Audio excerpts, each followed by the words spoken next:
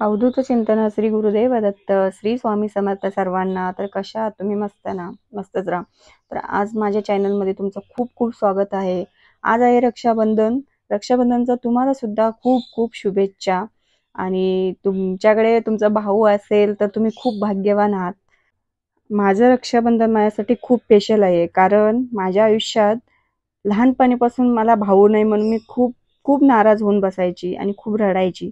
पण माझ्या आयुष्यात स्वामी आले ना, त्या दिवसापासून मी रडणंच विसरले आणि असं वाटतं की प्रत्येक क्षणी माझ्या भावासारखं माझे स्वामी माझ्या पाठीशी उभे आहेत।